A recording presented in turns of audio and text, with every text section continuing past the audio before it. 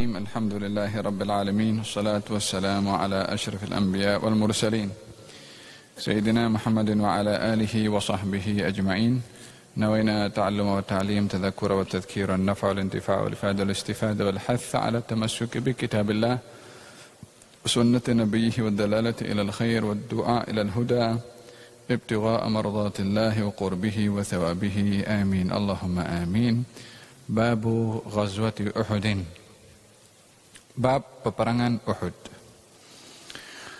Uhud adalah nama kepada satu gunung di Madinah yang mempunyai kejadian bersejarah terhadap baginda Rasulullah sallallahu alaihi wasallam.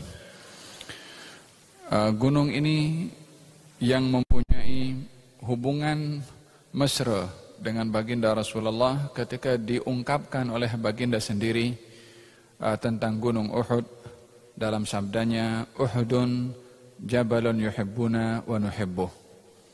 Uhud adalah gunung yang cintakan kepada kami, kami pun cinta kepada Uhud. Uhud juga yang pernah menjadi saksi ketika dinaiki oleh baginda Rasulullah berada di atas bukit Uhud bersama dengan Sayyidina Abu Bakar, Sayyidina Umar dan juga Sayyidina Uthman bin Affan. Ketika berada di atas gunung Uhud, merasa teruja gunung Uhud dan bergegar. Kemudian Nabi memijak kakinya atau menghentakkan kakinya kepada gunung Uhud dan bersabda, Usbut Uhud fa inna fawqaka nabiyyun wa siddiqun wa syahidan. Tetaplah kamu wahai gunung Uhud, yakni jangan bergegar. Sesungguhnya di atas kamu ada seorang nabi, ada seorang siddiq dan ada dua orang yang syahid. Yang dimaksudkan adalah Sayyidina Umar dan juga Sayyidina Uthman, walaupun belum terjadi pembunuhan kepada mereka berdua. Sayyidina Uthman dibunuh ketika membaca Al-Quran. Sayyidina Umar pun juga dibunuh oleh Abu Lu'lu' al-Majusi ketika hendak melakukan salat. Kedua-dua khalifah ini dibunuh dan syahid. Pemberitahuan tentang mereka berdua itu syahid sudah diketahui terlebih dahulu oleh baginda Rasulullah ketika berada di Gunung Uhud dan memaklumkan bahwasanya di atas kamu ada Nabi, ada Siddiq dan ada dua orang yang akan meninggal syahid, yakni Sayyidina Umar dan juga Sayyidina Uthman ibn Affan radhiyallahu anhuma wa an baqiyat ashabi Rasulillah ajma'in. Dalam hal ini ada hubungan tersendiri antara Gunung Uhud dengan baginda Rasulullah sallallahu alaihi wa ala alihi wa sahbihi wasallam. Dan baginda Rasulullah bila mana bermusafir kembali ke kota Madinah dan nampak kepada Uhud, nampak seronok, disebabkan oleh kerana sudah dekat dengan kota Madinah dengan nampaknya kepada gunung Uhud. Dinamakan peperangan ini peperangan Uhud disebabkan oleh kerana terjadinya adalah berhampiran dengan gunung Uhud. Sebab terjadinya peperangan sebab terjadinya peperangan. Peperangan Uhud ini adalah yang kedua setelah peperangan Badar. Dan peperangan Uhud ini pada dasarnya adalah tindak balas daripada kekalahan yang dialami oleh kaum musyrikin dalam peperangan Badar. Mereka ingin balas dendam, yaitu pada peperangan Uhud. Jarak antara peperangan Uhud dengan peperangan Badar yang sebelum peperangan itu lebih kurang hanya 1 tahun lebih kurang, atau 1 tahun sebulan, 13 bulan. Disebabkan peperangan Badar terjadi bulan Ramadan tahun kedua, peperangan Uhud terjadi pada bulan Syawal tahun ketiga. Yakni berlalu lebih kurang 1 tahun. Selama 6 tahun daripada hijrahnya Rasulullah, tidak berlalu 1 tahun kecuali Nabi keluar untuk berperang. Keadaan itu disibukkan dengan peperangan disebabkan banyaknya musuh yang ingin menyerang atau memerangi kepada baginda Rasulullah, sehingga ruang untuk berdakwah dengan tenang dan juga aman tidak dapat dinikmati oleh kaum muslimin. Ingin keluar berdakwah kondisi perang waktu itu, sehingga mereka terancam keselamatan mereka bila mana keluar daripada kota Madinah. Hal ini dapat dilihat daripada firman Allah Subhanahu wa taala ketika memberikan keringanan kepada kaum muslimin untuk mengqasar salat, sebabnya adalah perasaan takut kepada musuh. Ya ayyuhalladzina amanu idza darabtum fil ardi falaysa 'alaikum junahun an taqsuru minas shalah in khiftum an yaftinakumul ladzina kafaru. Wahai orang-orang beriman, bila mana kamu bermusafir, maka bolehlah kamu mengqasar salat daripada 4 menjadi 2. Apa sebabnya? In khiftum, kalau kamu berada dalam keadaan takut akan tipu muslihat ataupun niat buruk orang-orang kafir terhadap kamu, yang di sini ditujukan kepada kaum al-muslimin. Yakni waktu itu kaum muslimin bila mana dijumpai di mana-mana oleh orang-orang kafir akan dibunuh. Sehingga keadaan itu menjadi tidak selamat bagi kaum muslimin untuk keluar daripada kota Madinah. Itu pada tahun pertama sampai tahun ke-6 daripada hijrahnya Rasulullah, sampailah terjadi perjanjian damai Hudaybiyah pada tahun ke-6. Barulah di situ permulaan kaum muslimin merasakan keamanan dan juga kedamaian. Dan dalam hal ini peperangan Uhud terjadi lebih kurang setahun setelah peperangan Badar, dan peperangan Uhud ini adalah implikasi daripada kekalahan yang dialami oleh kaum musyrikin dalam peperangan Badar. Maka mereka dendam kepada kaum muslimin, maka mereka pun merancang untuk peperangan. Selama setahun itu mereka merancang satu strategi dan juga kekuatan mereka dihimpunkan untuk mengambil tindakan balas kepada kaum al-muslimin yang memberikan kekuatan ataupun persenjataan kepada peperangan itu daripada pihak kaum musyrikin.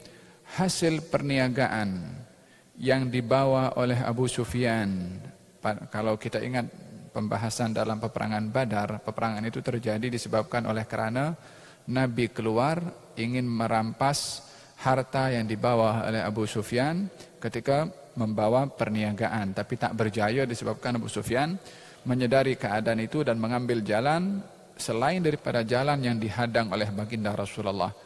Waktu itu Abu Sufyan membawa satu keuntungan dalam perniagaannya yang banyak.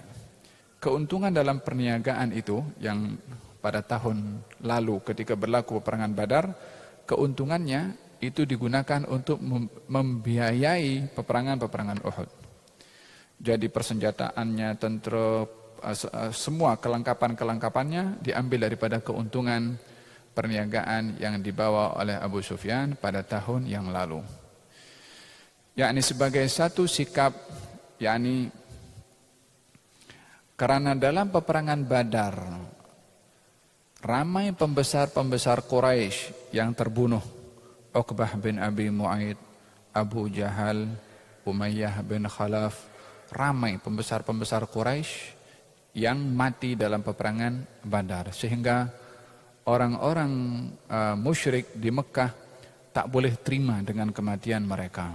Maka karena mereka terbunuh dalam peperangan Badar demi untuk menyelamatkan barang perniagaan yang dibawa oleh Abu Sufyan, maka pembesar Quraisy yang masih hidup pada ketika itu bersepakat untuk tidak menggunakan keuntungan pada perniagaan yang dibawa oleh Abu Sufyan kecuali untuk mengambil balas dendam, digunakan untuk membalas dendam kepada pembesar-pembesar Quraisy untuk pembesar-pembesar Quraisy yang terbunuh dalam peperangan Badar. Maka dikumpulkanlah semua harta, dipersiapkan semua kelengkapan, maka keluarlah kaum musyrikin daripada kota Mekah menuju ke kota Madinah untuk memerangi kepada kaum al-muslimin. Jadi ini kronologi perjalanan kenapa peperangan Uhud terjadi. Bukan kaum muslimin yang memulai, tapi mereka yang memulai. Kekuatan kaum musyrikin waktu itu lebih daripada 3.000, lebih kurang dalam 3.000 orang. Selain daripada kaum wanita yang cukup banyak dibawa. Dalam peperangan ini, strategi mereka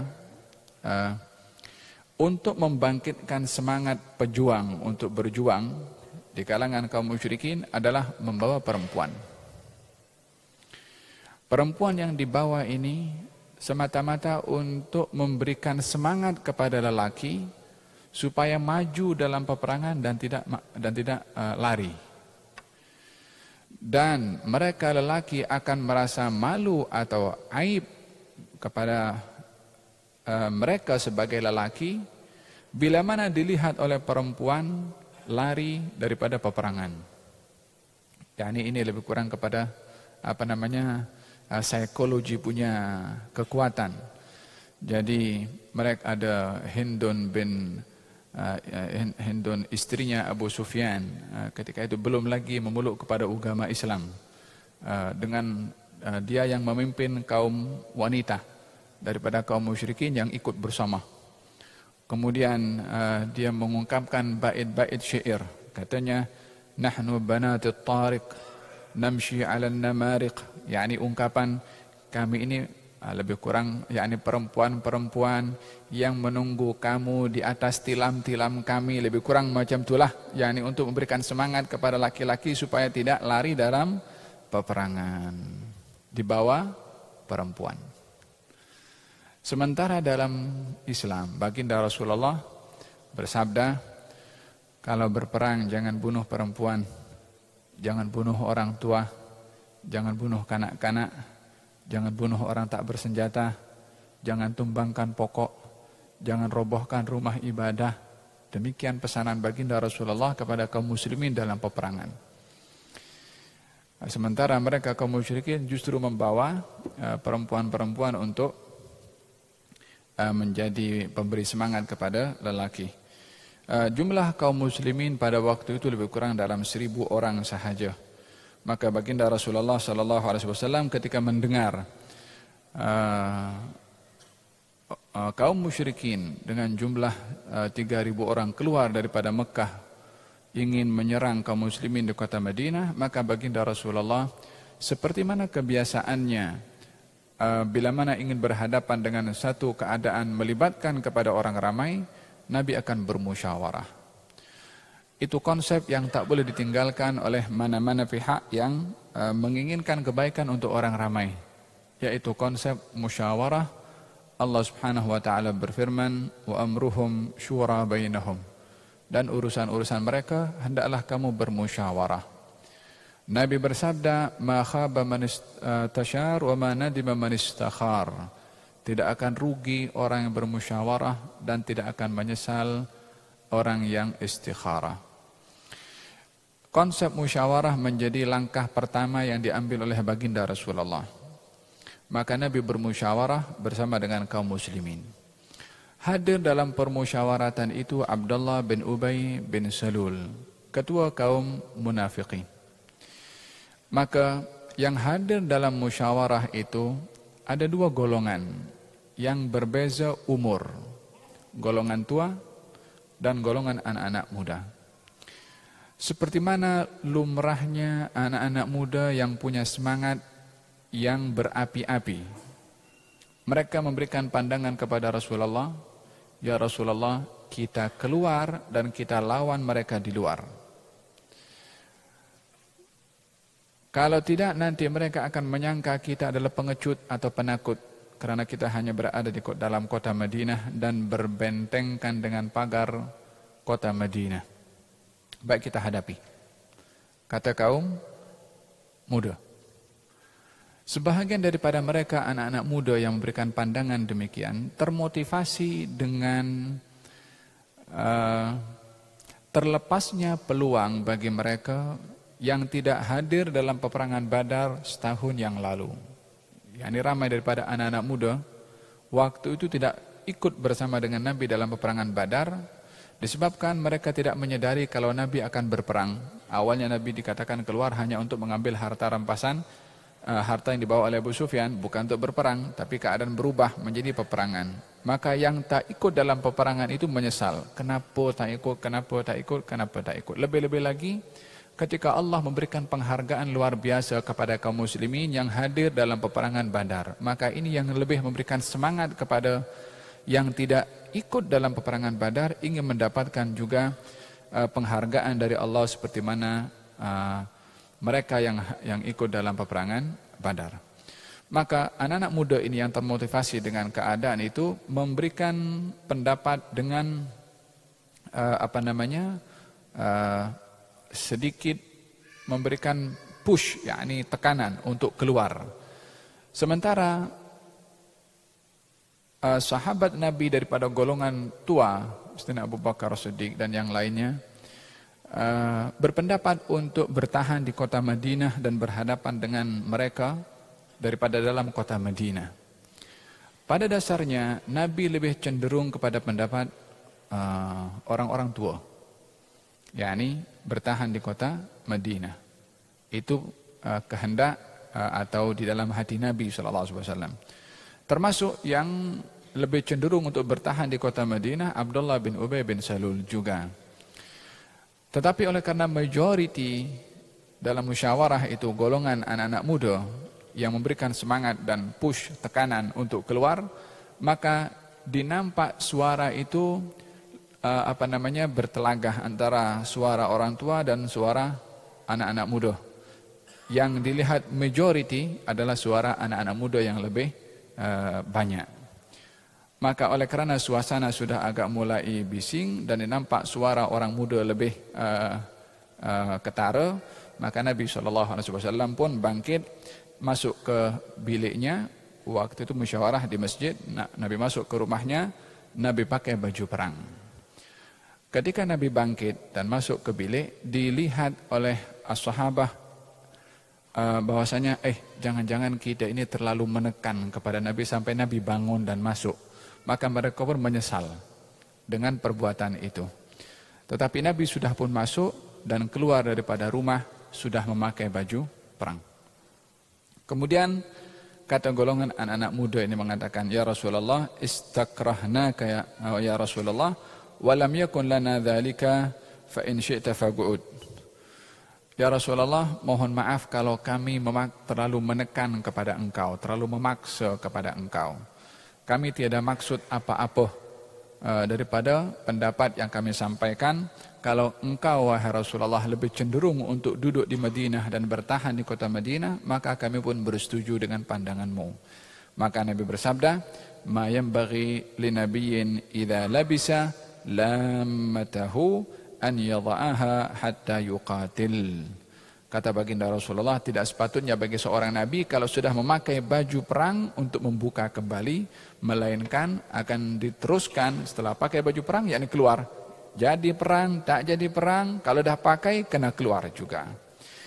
Maka baginda Rasulullah pun keluar bersama dengan kaum muslimin, lebih kurang dalam 1000 orang, yang waktu itu Abdullah bin Ubay bin Salul tidak puas hati karena Nabi mengikuti pendapat anak-anak muda.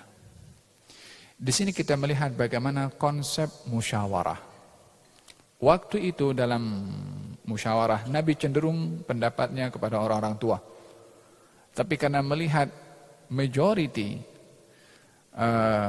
lebih kepada anak-anak muda dan suara itu lebih kepada mereka, maka Nabi pun juga mengambil pendapat mereka walaupun berbeza dengan pendapat baginda Rasulullah. Dan tentunya di sini yang tidak ada kaitan dengan wahyu ya. Kalau ada kaitan dengan wahyu, hatta semua orang sepakat kalau bertentangan dengan wahyu, Nabi akan ambil tindakan yang tegas mengikut arahan daripada wahyu. Tetapi dalam hal ini adalah tidak ada wahyu dari Allah Subhanahu wa taala untuk bertahan atau keluar.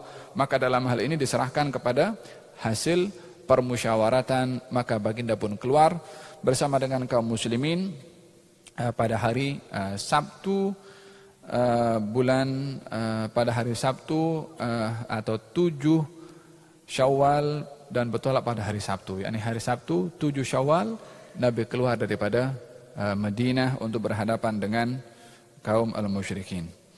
Sehingga di perjalanan Abdullah bin Ubay bin Salul kembali bersama dengan 1/3 daripada tentera daripada kaum munafikin. Awalnya 1000, 1/3 golongan orang-orang munafik.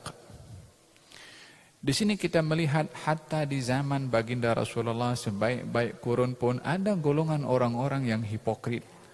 Ada orang-orang yang hatinya tidak mendapatkan hidayah walaupun hidup bersama dengan Rasulullah SAW. 1/3 tarik diri, maka jumlah menjadi 700 orang. Yang kalau 1000 pun juga masih tak seimbang dengan jumlah kaum musyrikin, ini juga tarik diri 300 orang sehingga menjadi jumlahnya 700.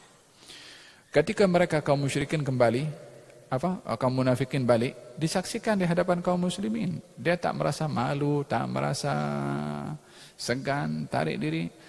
Yang menghairankan, tarik diri itu setelah keluar. Bukan tak keluar sama sekali, keluar dulu di perjalanan tarik diri. Di hadapan kaum muslimin. Salah seorang sahabat Nabi bernama Abdullah bin Haram memanggil kepada mereka untuk kembali, yakni melihat kita punya jumlah ini sedikit, kamu tarik diri akan mengurangkan lagi kekuatan yang ada. Dipanggil, maka kata mereka mengatakan, "Lau na'lamu qitalan lattaba'nakum." Kalau kami tahu kamu akan berperang, kami pasti ikut kepada kamu. Tapi kamu tak akan berperang, cari alasan dengan mengatakan kamu tak akan jadi perang. Maka kami balik. Buat apa kami ikut bersama dengan kamu yang kamu tak akan berperang? Macam mana dia boleh mengukur kalau di sana tak ada peperangan? Untuk mencari keuzuran untuk mereka boleh balik, maka mereka mencari alasan bahwasanya tiada akan berlaku peperangan, dan turun firman Allah Subhanahu wa taala mencela kepada perbuatan mereka. Dengan kurangnya jumlah tentera kepada kaum muslimin, maka dicadangkan kepada baginda Rasulullah.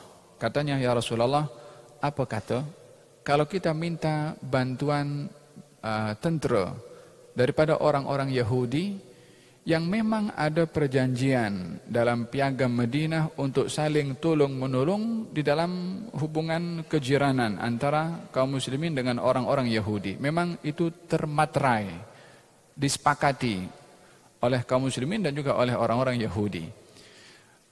Daripada undang-undang itu boleh, ya, daripada undang-undang itu untuk saling menjaga keamanan masing-masing kaum muslimin dan juga Yahudi. Akan tetapi ketika ditawarkan kepada baginda Rasulullah, apa kata kita hantarkan utusan kepada orang-orang Yahudi yang berjiran dengan kita di Madinah untuk menghantarkan bantuan, membantu kepada kita, yakni kaum muslimin. Baginda bersabda, "La nastansiru bi ahli syirki ala ahli syirki." Kita tidak meminta pertolongan daripada orang-orang musyrik untuk memerangi kepada orang-orang musyrik. Di sini dilihat bagaimana keadaan yang sulit tidak boleh menghalalkan segala cara. Kaum muslimin lemah pada waktu itu. Jumlahnya tidak seimbang. Perlu kepada bantuan. Dalam peperangan ini yang terancam keselamatan dan nyawa mereka. Tetapi adakah untuk melakukan perkara yang baik boleh dengan cara yang tidak baik? Tidak. Al-maqasid as-samiyah la tubla bil wasail al-munhattah. Tujuan yang mulia tidak boleh dicapai menggunakan cara yang tidak mulia. Yang tujuan yang baik tak boleh dicapai dengan cara yang tidak baik. Konsep yang biasa dipakai oleh sebahagian orang, al-ghayah tubarrir al-wasilah. Tujuan menghalalkan segala cara. Tapi tidak kepada kaum muslimin atau al-Islam, tidak mengatakan tujuan menghalalkan segala cara, sehingga untuk mencapai tujuan tertentu, halal, haram, makruh, mubah, bantai semua, pejam mata sebelah. La, mafi. Kita dalam Islam tujuan yang baik mesti dicapai dengan cara yang baik. Dan tidak menggunakan konsep tujuan menghalalkan segala cara. Tetapi tujuan menggariskan laluan untuk diambil, yakni tujuannya mesti mempunyai garis panduan yang benar, tujuan yang benar menggariskan jalan yang benar. Hakadha baginda Rasulullah SAW. Dalam peperangan Badar pun juga, dalam peperangan Badar, ketika baginda Rasulullah ditawarkan oleh salah satu orang musyrik, seorang musyrik menawarkan diri ikut bersama dengan Rasulullah dalam peperangan. Tujuannya untuk mendapatkan harta rampasan perang. Orang musyrik ketika menawarkan dalam ikut bersama dengan Nabi dalam peperangan, tujuannya untuk mendapatkan harta rampasan perang kalau menang. Maka Nabi bertanya, adakah kamu mau beriman kepada Allah? Dia kata tidak. Kalau begitu aku tidak perlu kepada pertolongan. Kalau begitu kami tidak menggunakan orang musyrik untuk memerangi orang musyrik. Supaya konsep jihad ini bersih, tidak dicampur adukkan dengan hal-hal yang batil. Maka baginda Rasulullah enggan untuk menerima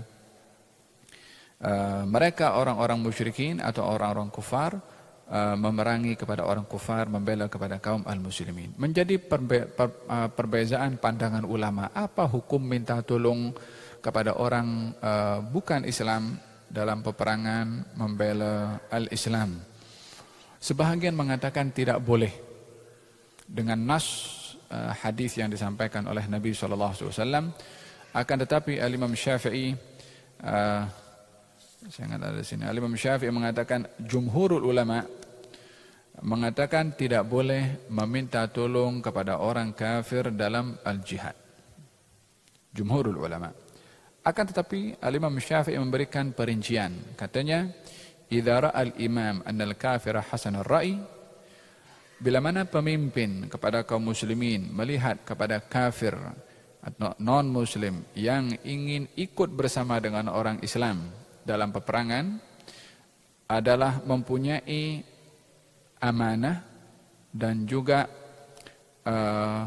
hasanur ra'i, strategi yang bagus dan mendatangkan manfaat kepada kaum muslimin, dan keadaan memerlukan meminta bantuan kepada mereka, maka diperbolehkan.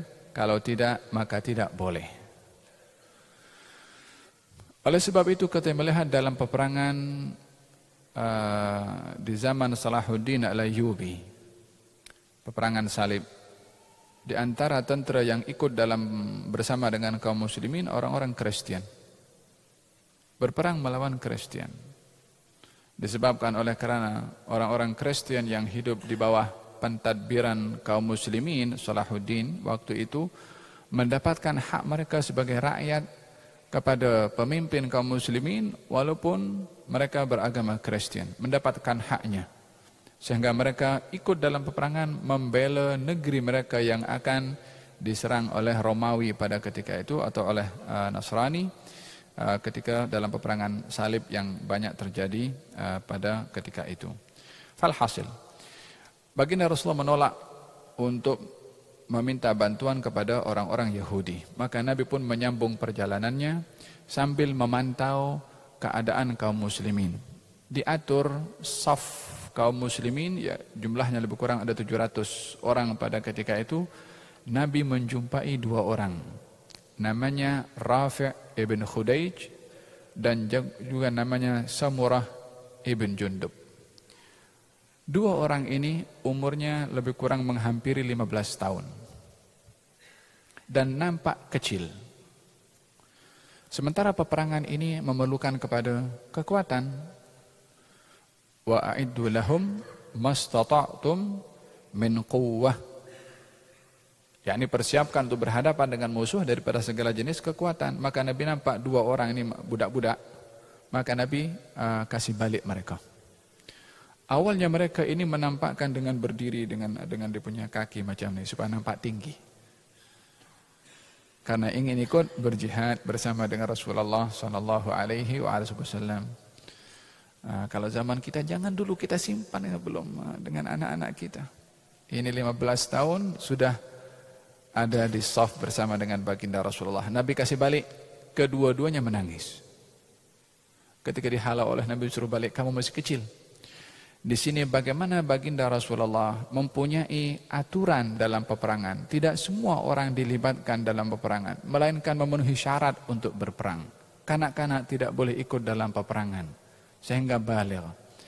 Maka ketika dua orang ini disuruh balik oleh Nabi dan mereka dalam keadaan sedih, Rafi' ibn Khudaij mengatakan kepada baginda Rasulullah, atau yang lain mengatakan, ya Rasulullah, ini Rafi' pandai memanah. Walaupun badannya kecil tapi punya kekuatan memanah. Maka dalam hal ini mempunyai skill dalam peperangan, maka diizinkan oleh Nabi ikut. Samurah ibn Jundub, kawannya, katanya, ya Rasulullah, saya juga punya keahlian dan punya kelebihan. Kalau saya bergusti dengan Rafi', saya boleh kalahkan dia. Yani saya punya kekuatan juga. Subhanallah, disuruh balik, justru mereka nak ikut bersama dengan baginda Rasulullah. Akhirnya kedua-dua diizinkan oleh Nabi sallallahu alaihi wa ala alihi wa sahbihi wasallam. Nabi memberikan bendera kepada beberapa orang, di antaranya Mus'ab ibn Umair, dan Hamzah bin Abdul Muttalib, dan juga kepada beberapa sahabat Nabi yang lain, dan mengatur strategi. Di antara strategi yang dipakai oleh baginda Rasulullah pada ketika itu, Nabi menjadikan gunung Uhud berada di belakang. Yani berada di belakang kaum muslimin. Dan Nabi meletakkan lebih kurang dalam 50 orang para pemanah yang dipimpin oleh Abdullah bin Jubair, Sayyidina Abdullah bin Jubair radhiyallahu anhu, diletakkan di atas Jabalur Rumah, gunung pemanah. Sementara kaum muslimin ada di hadapan. Jadi kaum muslimin, gunung pemanah, dan juga belakang gunung Uhud. Kata baginda Rasulullah berpesan kepada para pemanah. Katanya, Qumu ala masafikum.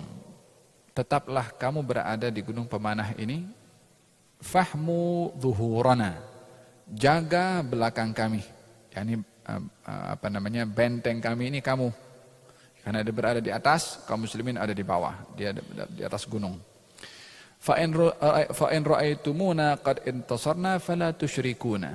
Kalau kamu nampak kami menang, jangan kamu turun. Kongsi dengan kami kemenangan di bawah, tetap kamu ada di atas. Wa in ra'aitumuna nuqtal fala tansuruna. Kalau kamu nampak kami sedang dihujani dengan senjata dan kalah, kamu pun juga jangan turun. Yakni kami menang, kami kalah, jangan turun. Pesanan Nabi SAW.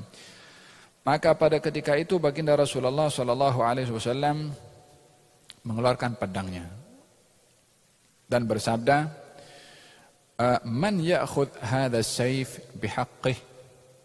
Siapa yang berani mengambil pedang ini dan tunaikan haknya? Ketika Nabi mengatakan siapa yang mahu ambil pedang ini dan tunaikan haknya, semua kaum muslimin diam. Kecuali seorang bernama Abu Dujana. Gal ana ya Rasulullah. Gal apa haknya? Yakni dibawa, dipimpin dan tidak kembali kecuali menang atau syahid. Yani tidak ada lari, tidak ada dalam kamus mereka lari dalam peperangan. Maka Abu Dujana ambil pedang itu dan ambil kain berwarna merah, diikat di kepalanya. Simbol ready, apapun terjadi jadi. Maka ambil itu pedang, dia berinteraksi atau menunjukkan satu persembahan dengan menunjukkan kegagahan dalam berjalan. Yani tunjuk jalan yang sombong. Yani tunjuk dado macam ini di hadapan kaum musyrikin.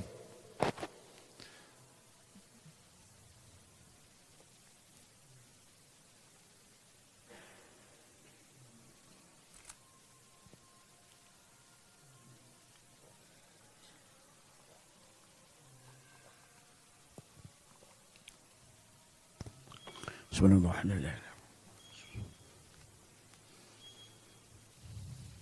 Allahu Akbar, Allahu Akbar.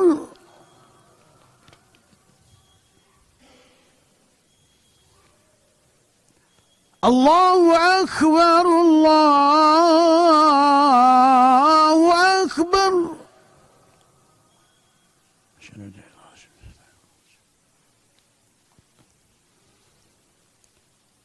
أشهد أن لا إله إلا الله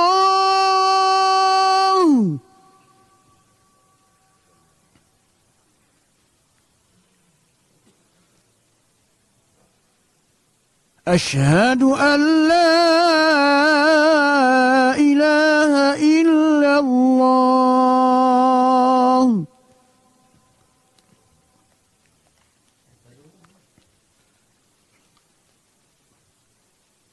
أشهد أن محمدا رسول الله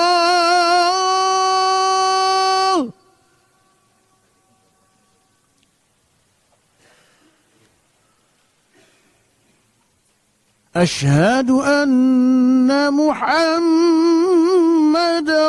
رسول الله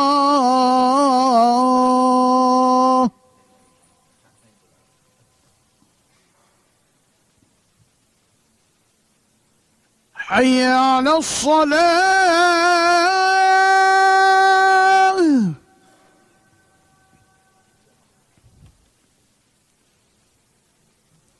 حي على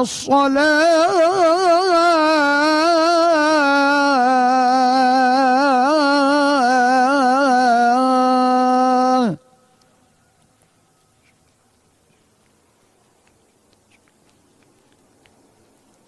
حي على الفلاح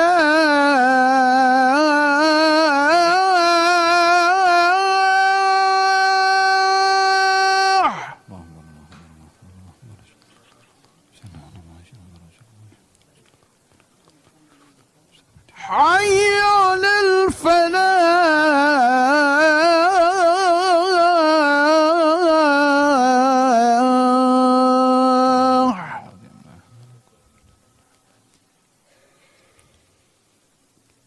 الله أكبر الله أكبر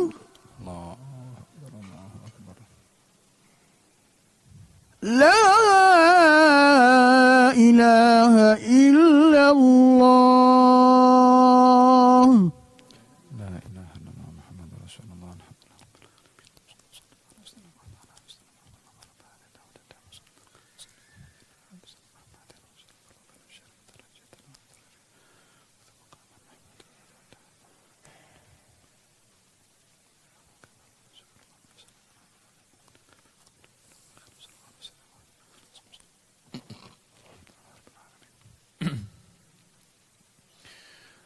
Abu Dujanah ketika mengambil pedang dengan amanah yang dimaksudkan oleh baginda Rasulullah untuk menunaikan haknya, maka dia mengambil pedang itu dan menunjukkan cara berjalan dengan penuh kegagahan dan juga kesombongan. Kemudian kata baginda Rasulullah, innaha lamisyatun yubghiduha Allah illa fi mithli hadha al-mawtin. Jalan seperti ini ada cara jalan yang dibenci oleh Allah, kecuali dalam keadaan seperti ini, yakni dalam keadaan peperangan. Karena orang berjalan di atas muka bumi ini diperintahkan untuk mempunyai sifat tawadhu, tidak sombong. Wa ibadur rahmanil ladzina yamshuna 'alal ardi haunan wa idza khatabahumul jahiluna qalu salama. Dan hamba-hamba yang maha pengasih kalau berjalan di atas muka bumi ini haunan, yakni merendah diri, tawadhu, tidak sombong. Nasihat Luqman Al-Hakim kepada putranya, sautika inna ankaral aswati la sautul hamir. Wahai anakku, bersederhanalah kamu dalam berjalan, yakni tidak sombong, tidak takabur, tidak menunjuk-nunjuk. Akan tetapi oleh karena tipu muslihat, al-harbu khud'ah, peperangan ini tipu muslihat, berdusta dalam peperangan boleh, menunjukkan kegagahan, sombong dalam peperangan boleh. mewarnai rambut putih dengan warna hitam dengan warna hitam dalam peperangan boleh. Selain perang tak boleh. Dalam peperangan diperbolehkan. Karena kalau dalam berperang nampak semuanya rambut putih dah tua semua, nanti musuh tak takut. Tapi kalaupun dalam peperangan juga menampakkan tawadhu, musuh makin kuat. Dalam peperangan karena tunjuk gagah, karena tunjuk sombong. Dalam peperangan boleh berdusta. Abu Dujanah ketika mengambil pedang dan melakukan jalan seperti itu dan diberikan jalan yang dibenci oleh Allah kecuali dalam keadaan seperti ini.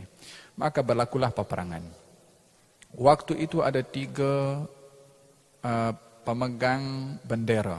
Abu Dujanah, Hamzah bin Abdul Muttalib, dan juga Mus'ab ibn Umair. Mus'ab ibn Umair syahid. Diambil pedang benderanya oleh Sayyidina Ali bin Abi Thalib. Falhasil, peperangan ketika berkecamuk, di situ ada Sayyidina Ali memegang bendera, Sayyidina Hamzah dan juga Abu Dujanah, sampai pada akhirnya peperangan dimenangi oleh kaum muslimin pada fase pertama.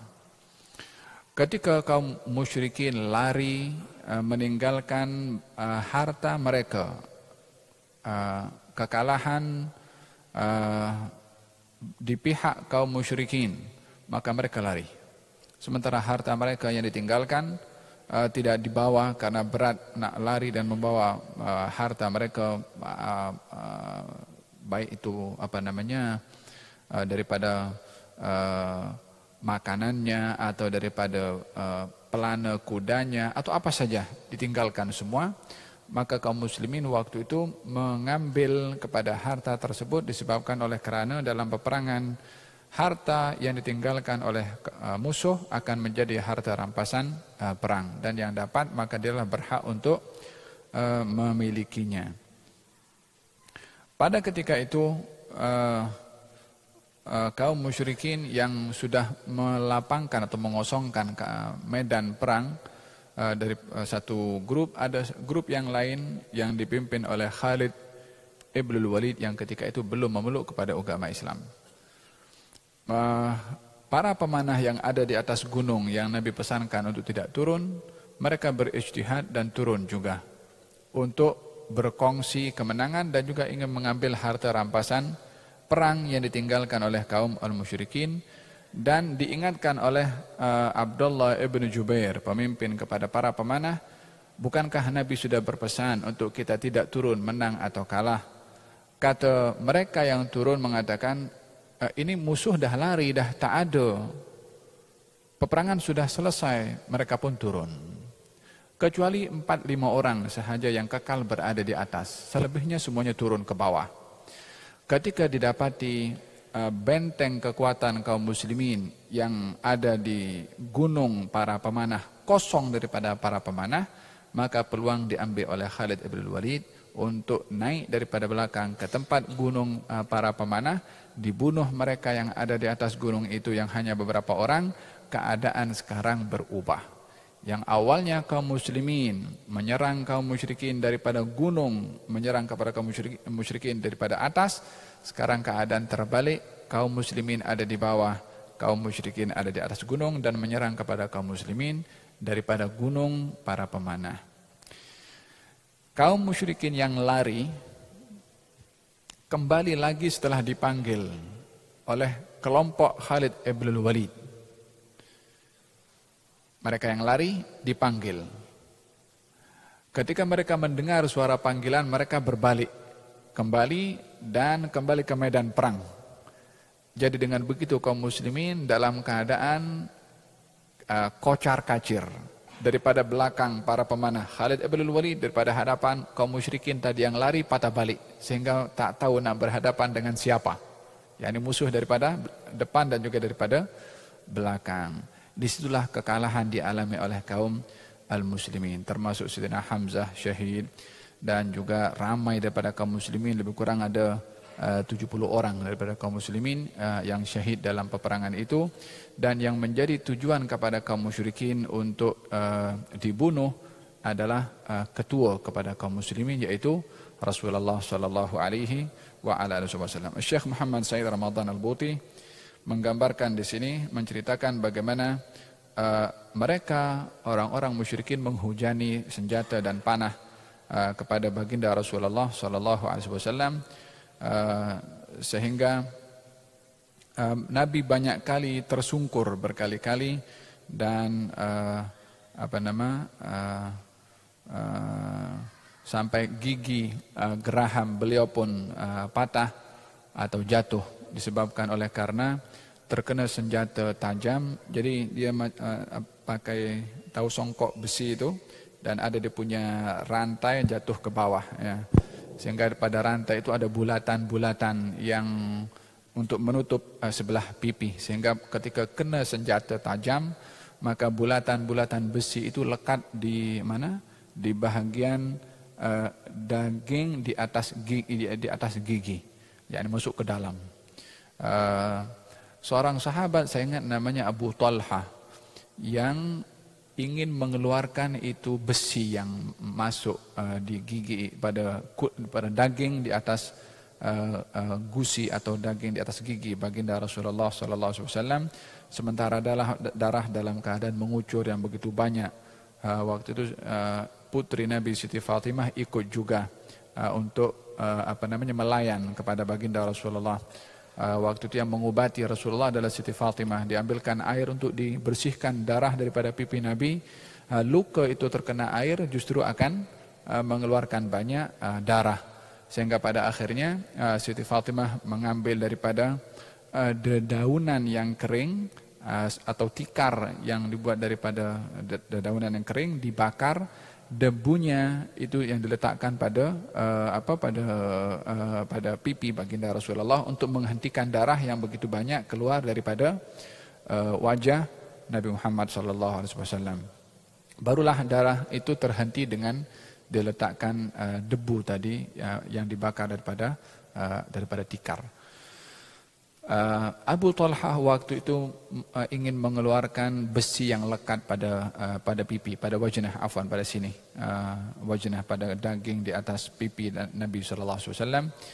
Tapi agak terlalu sukar untuk nak dikeluarkan sebab agak terlalu dalam. Kalau nak menggunakan macam pisau, dia akan menyakiti kepada Nabi sallallahu alaihi wasallam. Maka dia mengambil inisiatif untuk menggunakan giginya, menggigit kepada sisa daripada besi yang masuk itu, untuk digigit bahagian ujungnya dan ditarik, yang menggunakan giginya. Maka sahabat Nabi Abu Talha itu berjaya menggigit hujung daripada besi yang masuk pada pipi Nabi. Besi itu berjaya untuk ditarik daripada pipi Nabi bersamaan dengan lepasnya gigi Abu Talha. Yani besi keluar, gigi Abu Talha pun lepas satu. Sementara besi itu ada dua.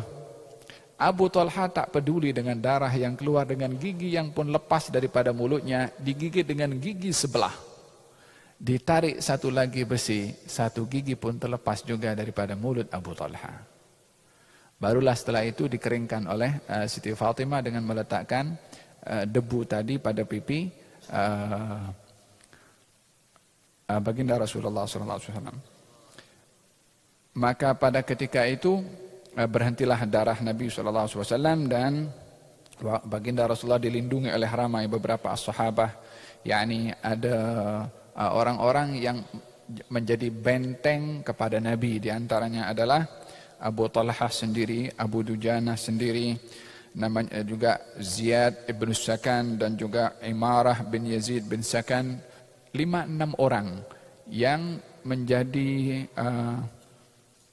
perisai kepada baginda Rasulullah. Salah seorang di antara mereka adalah bernama Nusaybah binti Ka'ab al-Ansariyah, seorang perempuan yang ikut dalam peperangan itu sebagai perawat pada awalnya. Akan tetapi ketika mendengar seorang bernama Ibnu Qam'ah ini seorang musyrik yang memang pernah mencabar kepada Nabi satu ketika dahulu. Kata Ibnu Qam'ah mengatakan, satu hari aku bunuh engkau, mengatakan kepada baginda Rasulullah. Maka kata baginda Rasulullah SAW mengatakan, aku yang akan bunuh kepada engkau. Ibnu Qam'ah ini ketika mencari kepada baginda Rasulullah untuk membunuh kepadanya saat kaum muslimin sedang dalam keadaan kocar kacir, Nusaybah ini, Nasibah binti Ka'ab al-Ansariyah, Nasibah binti Ka'ab al-Ansariyah, mendengar kata-kata Ibnu Qam'ah mengatakan, mana itu Muhammad? Hari ini kalau bukan aku, dia yang mati. Maka Nasibah ini tinggalkan peralatan yang untuk merawat, dia ambil cari pedang. Dan dicari Ibnu Qam'ah dengan dasar sebelum dia berjaya bunuh Nabi, baik aku bunuh kepada dia. Nasibah ini mengambil pedang, dicari itu suara datang daripada mana, sampai jumpa kepada Ibnu Qam'ah, maka beradu pedang dengannya. Kata Nasibah, dia ceritalah setelah peperangan itu dia menceritakan, aku berhasil pukul dia berkali-kali tapi tak kena kepada badannya sebab dia pakai baju besi. Sementara Nasibah tak pakai apa-apa. Sampai pada akhirnya Ibnu Qam'ah menggunakan pedangnya memukul kepada Nasibah, mengenai kepada bahagian daripada tangannya, sehingga sampai terlepas tangan Nasibah binti Ka'ab al-Ansariyah. Terputus tangannya dipukul oleh Ibnu Qam'ah. Ibnu Qam'ah terus mencari kepada Nabi SAW. Ketika nampak baginda Rasulullah, maka dia meluncur menuju kepada Nabi. Maka kaum muslimin yang mengelilingi Nabi ingin berhadapan dengan Ibnu Qam'ah untuk tidak sampai kepada Nabi. Kata Nabi, biarkan, biar dia datang kepada aku. Maka Nabi ambil tombak dan Nabi pukulkan kepada Ibnu Qam'ah.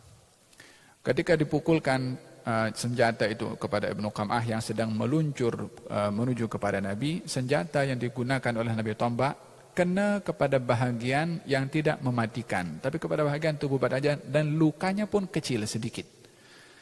Tapi teriakan Ibnu Qam'ah kesakitan sangat luar biasa, seakan-akan teriakan yang sakitnya sangat sakit. Dan dia patah balik pergi ke saf kaum musyrikin sebab tak tahan sakit yang dirasa olehnya. Kata ketika sampai kepada saf kaum musyrikin, mereka tengok, luka kamu ini kecil saja. Ya, ini tidak terfikir sakit sampai teriakan seperti itu, menyebabkan karena luka yang sedikit. Kata Ibnu Qam'ah mengatakan, selagi Muhammad cakap kepada aku dia nak bunuh aku, pasti ini luka membunuh kepada aku. Ya, ini dia ingat dulu, aku akan bunuh engkau satu hari. Kata Ibnu Qam'ah, kata Nabi, aku yang bunuh engkau. Kata Ibnu Qam'ah, selagi Muhammad cakap macam tu, memang aku akan mati dengan luka ini. Sebab luka ini daripada tangannya atau senjata yang digunakan oleh Nabi SAW. Subhanallah, peliknya percaya kepada kata-kata Nabi tapi tak mau beriman kepada Nabi. Maka matilah Ibnu Qam'ah sesuai dengan apa yang dikatakan oleh baginda Rasulullah SAW.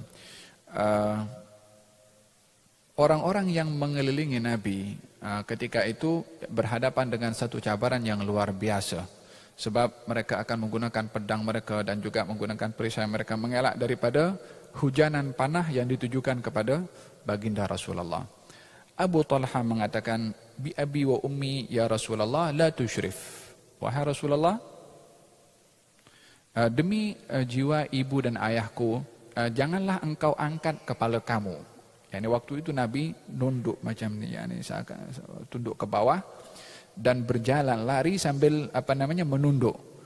Kata kata Abu Talha, engkau jangan angkat kepala kamu, nanti orang musyrik nampak, maka engkau akan kena panah daripada kaum musyrikin. Jadi Nabi menghindari itu, dikelilingi oleh beberapa orang tadi sebagai perisai kepada Nabi dalam keadaan menundukkan kepala sambil menjauhkan diri daripada serangan kaum al-musyrikin pada ketika itu. Nahri duna nahrik, kata Abu Talha, ya Rasulullah, biarlah panah kena kepada leher aku untuk melindungi leher engkau. Kata Abu Talha kepada baginda Rasulullah SAW. Ketika itu ada seorang bernama Imarah ibn Yazid. Imarah ibn Yazid salah seorang yang membentengi Nabi, yang mengelilingi Nabi pada ketika itu, berusaha untuk mengelak panah supaya tak kena kepada Nabi. Pada akhirnya panah itu kena kepada dirinya, yakni kena kepada Imarah ibn Yazid ibnu As-Sakan. Maka jatuhlah Imarah dalam keadaan luka yang parah, kemudian tidak mampu lagi bangkit, tetapi masih masih hiduplah, yakni orang bilang nyawa ikan, dalam keadaan sudah hampir kepada pengakhir kehidupannya.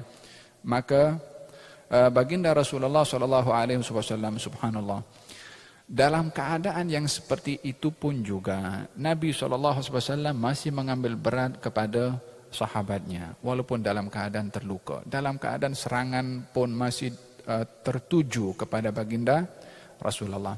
Maka Nabi mengatakan, udnuhu minni, gal bawa itu siapa, Imarah, kepada aku. Dalam keadaan dia tak bergerak, sudah macam nyawa ikan, dibawa oleh kaum muslimin kepada baginda Rasulullah, sementara waktu itu Nabi sedang dalam keadaan duduk dan sedang menahan sakit luka-luka yang dialami oleh beliau, sehingga fawassadahu qadamahu, maka diletakkan siapa tadi, Imarah, di atas telapak kaki Rasulullah untuk dijadikan bantal. Subhanallah, yakni dalam keadaan nak meninggal dunia, diselesekan itu kepalanya supaya tak letak di tanah, mungkin ada perasaan sakit, diletakkan bantalnya itu telapak kaki Nabi sallallahu alaihi wasallam. Famata wa khadduhu ala qadami Rasulullah sallallahu alaihi wasallam. Maka Imarah itu meninggal dunia sementara pipinya sedang diletakkan pada telapak kaki Nabi Muhammad sallallahu alaihi wasallam. Hada berkenaan dengan orang-orang yang melindungi Rasulullah pada ketika itu. Di antaranya mereka adalah Abu Dujanah dan juga Abu Talha. Abu Talha waktu itu mempunyai badan yang kuat. Nabi yang terlalu banyak darah yang keluar tidak mampu untuk menaiki gunung untuk berlindung. Yakni kalau berada di bawah lebih mudah kaum musyrikin untuk mencari dan membunuh. Jadi untuk terselamat daripada kaum musyrikin yang memang mencari kepada Nabi, maka perlu berada di tempat yang tinggi. Kalau berada di tempat yang tinggi, kaum musyrikin tak mungkin boleh naik sebab ada yang mengawal Nabi di sana dan mungkin menghujani panah daripada atas, sehingga mereka pun akan terancam nyawanya. Jadi berlindung di atas lebih selamat berbandingkan berada di bawah. Untuk naik ke gunung tempat Nabi berlindung supaya terselamat daripada orang-orang musyrik, Nabi tak mampu untuk naik. Satu, disebabkan oleh kerana Nabi luka-luka. Yang kedua, Nabi waktu itu pakai 2 baju besi, sehingga badannya yang sudah lemah dengan baju besi yang dipakainya 2 lebih menjadikan keadaan itu tidak mampu untuk Nabi naik ke gunung. Yang memikul Nabi daripada belakang macam ni, diangkat ke atas untuk naik gunung adalah Abu Talhah tadi. Maka didoakan oleh Nabi SAW terhadap Abu Talha yang berjaya membawa Nabi menaiki gunung, dan Nabi di sana lebih selamat daripada serangan kaum musyrikin. Maka Nabi naik ke atas gunung dan berada di situ sampai peperangan selesai.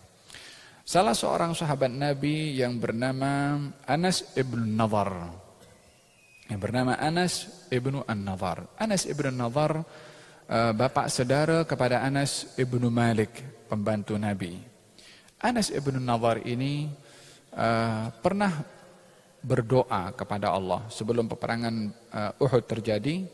Dia berkata, ya Allah, bila mana engkau izinkan aku dapat bersama dengan Nabi pada peperangan yang akan datang, yakni peperangan pertama, peperangan Badar, Katanya kalau aku dapat join sekali peperangan bersama dengan Nabi yang akan datang, aku akan tunjuk kepada engkau wahai Allah bagaimana aku berperang.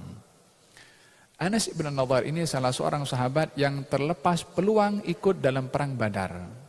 Sehingga dia punya semangat yang tinggi, kalau hadir lagi peperangan Badar aku tunjuk macam mana aku perang. Maka dia pun hadir dalam peperangan Uhud bersama dengan Nabi.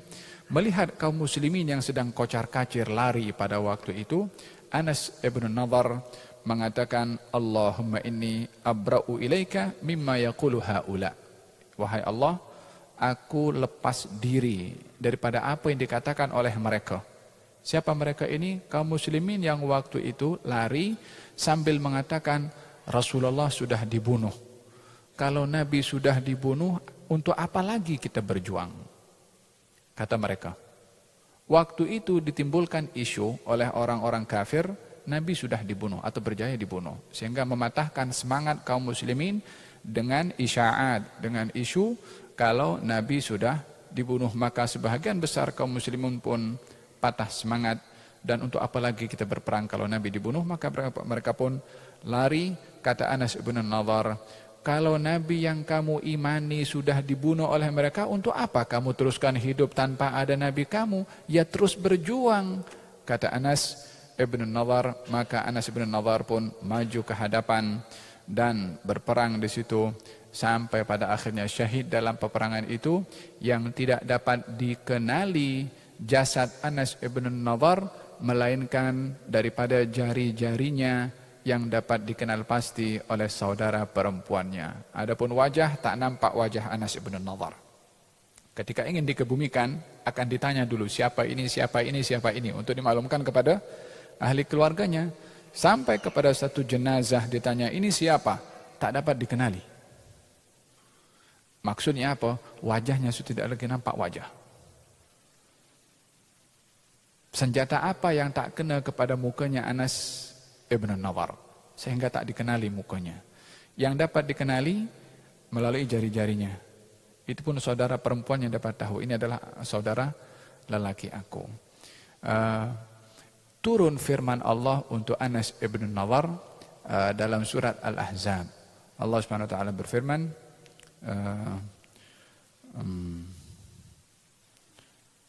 apa subhanallah, minal mu'minina rijalun sadaqu ma ahadullah alaih faminhum man qada nahbahu wa minhum man yantazir wa ma baddalu tabdila. Di antara orang-orang beriman ada di antara mereka yang jujur sungguh-sungguh dengan kata-katanya kepada Allah Subhanahu wa taala. Di antara mereka ada yang sudah sampai kepada ajalnya, ada di antara mereka yang menunggu datangnya ajal. Anas ibn Nadhr sebelum peperangan akan bagi tahu, ya Allah, bila mana engkau izinkan aku hadir dalam peperangan yang akan datang, engkau akan tahu bagaimana aku berperang. Maka benarlah apa yang dikatakan oleh Anas ibn Nadhr, ditunjukkan dengan sungguh-sungguh dalam peperangan itu, kesungguhan dan juga sabat, ketetapan beliau dan tidak lari daripada peperangan tersebut, dan beliau salah seorang yang syahid dalam peperangan itu. Hadirin hadirat yang dirahmati oleh Allah, diakhiri peperangan itu ketika kekalahan dialami oleh kaum muslimin, dan pada akhirnya peperangan itu berakhir dengan 70 orang daripada kaum muslimin yang syahid dalam peperangan tersebut. Dan setelah kaum musyrikin pulang, baginda Rasulullah turun bersama dengan kaum muslimin yang lain untuk menyelesaikan jenazah kaum muslimin dan untuk dikuburkan. Dan waktu itu masing-masing dikuburkan di tempat di mana mereka meninggal. Terkadang satu liang lahat diletakkan lebih daripada satu orang. Untuk jimat, waktu tenaga waktu itu tak cukup, kaum muslimin dalam keadaan lemah pada waktu itu. Jadi satu liang lahat diletakkan lebih daripada satu orang. Kalau nak letakkan satu liang lahat lebih daripada satu orang, ditanya yang mana di antara mereka yang lebih banyak hafal Quran. Yang lebih banyak hafal Quran diturunkan terlebih dahulu sebagai penghormatan kepada orang yang mempunyai hafazan Al-Quranul Karim.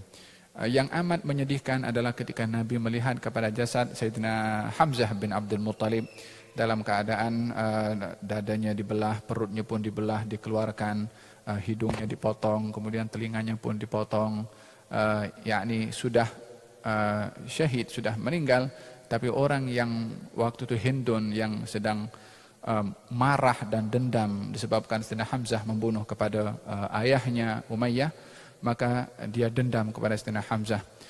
Dia menyewa seorang bernama Wahsy untuk membunuh kepada Sayyidina Hamzah, dan berhasil Wahsy membunuh dengan tombaknya, tepat kena kepada bahagian di bawah pusarnya dan tembus ke belakang. Akhirnya Sayyidina Hamzah pun syahid. Ketika itu Hindun mendatangi jasad Sayyidina Hamzah dan juga dibelah dadanya, kemudian dikeluarkan jantungnya, dipotong telinganya dan juga hidungnya, semata-mata untuk mencari kepuasan pada waktu itu. Falhasil Nabi melihat keadaan yang sedemikian, Nabi pun tak dapat menahan sedihnya dan juga marahnya kepada orang yang melakukan demikian. Maka Nabi bersabda, aku akan balas lebih dahsyat daripada yang mereka lakukan, kata baginda Rasulullah. Ketika Nabi mengatakan demikian, turun firman Allah mendidik kepada Nabi. Mana ada satu tindakan daripada Nabi yang memerlukan bimbingan dan juga teguran daripada Allah, melainkan Allah akan menegur dan membimbing, sehingga tidak ada tindakan Nabi kecuali bersih semuanya. Ketika ada tindakan waktu Nabi terbawa dengan emosi, maka baginda Rasulullah ingin membalas lebih daripada perbuatan mereka. Turun firman Allah Subhanahu wa taala memberitahukan kepada Nabi, wa in aqabtum fa'aqibu bimithli ma uqibtum bih wa la in sabartum lahu khairun lis-sabirin wasbir ma sabruka illa billah. Kalau kamu ingin menghukum kepada mereka, hukumlah sesuai dengan perbuatan mereka. Kalau kamu bersabar, maka yang demikian lebih baik bagi orang-orang yang bersabar. Sabarlah kamu.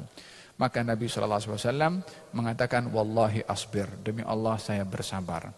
Dibimbing oleh Allah, walaupun keadaan itu Nabi sedang marah, sedang emosinya sedang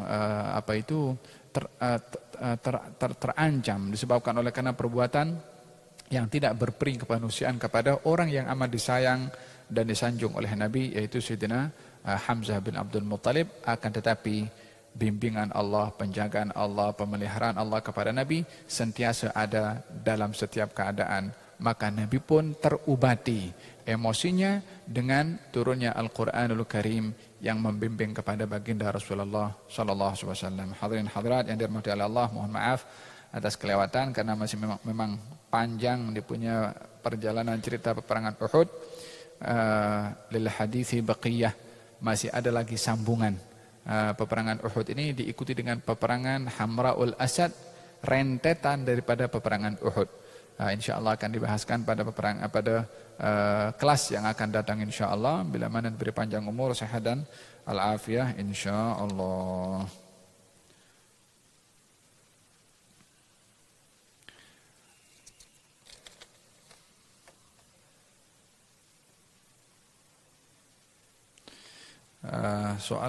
Saya rasa soalan tak ada kaitan dengan kita punya pembahasan. Yang akan bertanya nanti boleh berjumpa insyaAllah, kalau bukan hari ini di hari yang lain insyaAllah. Berkenan dengan doa, insyaAllah mudah-mudahan didoakan oleh Allah didoakan kepada Allah Subhanahu wa taala. Mudah-mudahan Allah berikan kesehatan dan juga afiah, dibuka pintu kebaikan kepada kita dan juga ahli keluarga kita, dan mudah-mudahan Allah Subhanahu wa taala berikan pemahaman kepada kita, diberikan oleh Allah penghayatan kepada sirah Nabi Muhammad sallallahu alaihi wa ala alihi wasallam, dan mudah-mudahan Allah Subhanahu wa taala tanamkan kepada hati dan jiwa kita ta'zim kepada baginda Rasulullah, dan menjadikan kehidupan kita seiring dengan cara kehidupan Nabi Muhammad sallallahu alaihi wasallam. Allahumma hdina bihudak waj'alna mimman yusari fi ridak wa la tuwallina waliyan siwak wa la taj'alna mimman khalafa amraka wa asak. Allahumma faqihna fid din wa 'allimna at-ta'wil. نعوذ بك من علم لا ينفع، من قلب لا يخشع، من نفس لا تشبع، من دعوة لا يستجاب لها. ربنا آتنا في الدنيا حسنة في الآخرة حسنة وقنا عذاب النار.